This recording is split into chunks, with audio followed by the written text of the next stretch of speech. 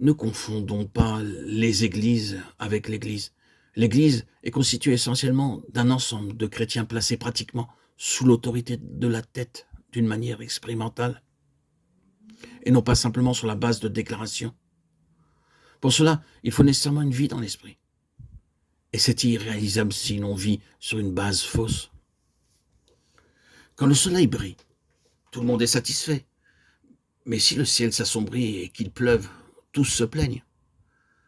Quel que soit le temps, cela ne doit pas influencer notre âme. Nous sommes très sensibles à cela. Nous déprimons souvent. C'est signe que nous vivons en nous-mêmes et par nous-mêmes, c'est-à-dire par notre âme et non par l'esprit.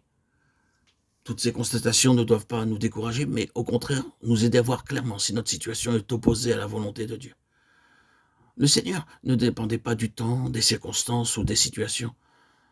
La part que nous avons dans le plan divin ne peut pas être révélée que si l'aspiration de l'âme et de l'esprit a été réalisée. Hébreux 4,12. Car la révélation de Christ en nous demande tout d'abord cette division, cette séparation. Le Seigneur a déclaré en Jean 15, verset 15, « Je ne vous appelle plus serviteur, car le serviteur ne sait pas ce que fait son maître. » Nous avons travaillé pendant des années sans pouvoir dire que les choses que nous faisions venaient du ciel. Et aujourd'hui, la majorité des croyants ne sait pas ce que fait Dieu parce qu'ils ignorent leur part dans son plan. Ils travaillent pour Dieu, mais non pas avec Dieu. En lisant la vie de David, nous apprenons qu'il servit au dessein et à l'intention divine durant sa génération. On ne devrait pas quitter cette terre sans pouvoir apporter ce témoignage disant au Seigneur, « Voilà la part que tu m'as échue. J'ai accompli tout ce que tu m'as dit. »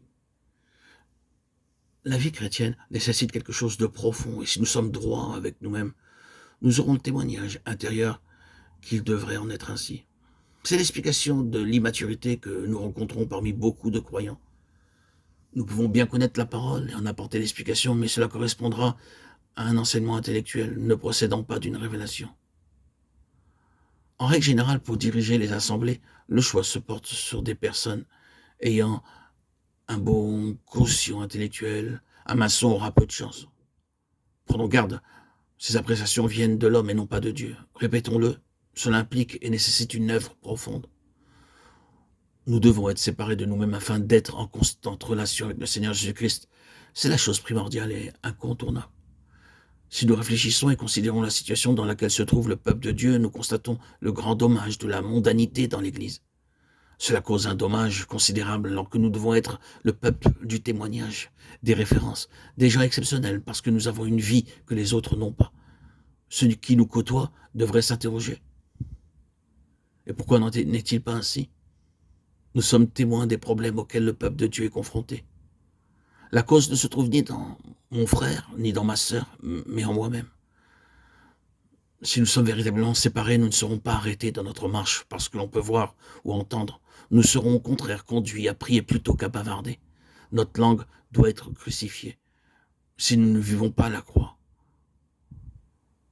nous introduirons le monde au milieu de nous. Et le monde apportera la faiblesse et la mort dans nos vies.